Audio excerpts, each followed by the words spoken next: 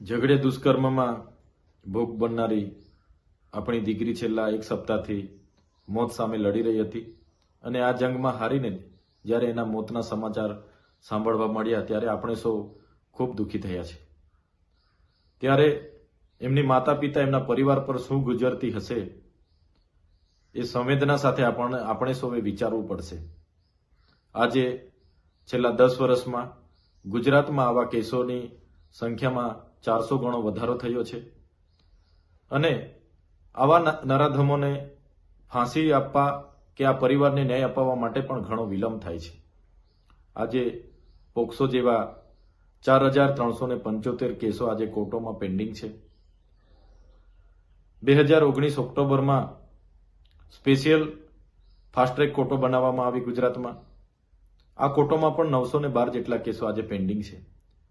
ત્યારે આવા કૃત્ય કરનાર રાક્ષસી નરાધમોને તાત્કાલિક ધોરણે કડક સજા થાય, એમને ફાંસીની સજા થાય, એ માટે આવનારા ભવિષ્યમાં સરકાર કડક કાયદા બનાવે એવી અમે માંગ કરીએ છીએ।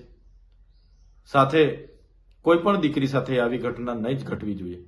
છતાંય કોઈ બીજા રાજ્યોમાં આવી ઘટના ઘટે છે, આપણા મુખ્યમંત્રી, ગૃહમંત્રી અને બીજા મંત્રીમંડળ એ રાજ્યોના સરકારોને સલાહ આપવા માટે બહાર આવે છે, લાંબા લાંબા ટ્વીટ કરે છે, કેન્ડલ માર્ચો તમામ વિસ્તારોમાં કાઢવામાં આવે છે।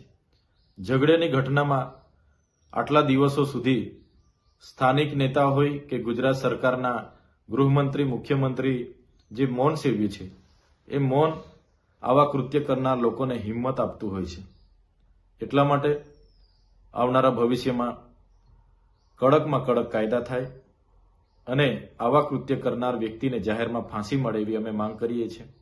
આપણે એક બાજુ મહિલા સુરક્ષાની વાત કરીએ છીએ, બેટી બચાવ બેટી પઢાઓની વાત કરીએ છીએ, પણ જે ગુજરાતમાં છેલ્લા એક વર્ષમાં 648 જેવી આવી ઘટનાઓ ઘટી છે, એ આપણી વરવી વાસ્તવિકતાઓ છે જે આપણે બધાએ સ્વીકારવાની છે અને આવનારા દિવસોમાં આવી ઘટનાઓ પર રોક કઈ રીતના લગાવાય એ બાબતે આપણે બધાએ ગંભીરતાથી વિચારવું પડશે અને એના પર નિયંત્રણ આવે એ પ્રકારની બધા જ લોકોએ આવનારા ભવિષ્યમાં પહેલ કરવી પડશે અને સરકાર આ બાબતે ગંભીરતાથી વિચારે એવી અમે માંગ કરીએ છીએ।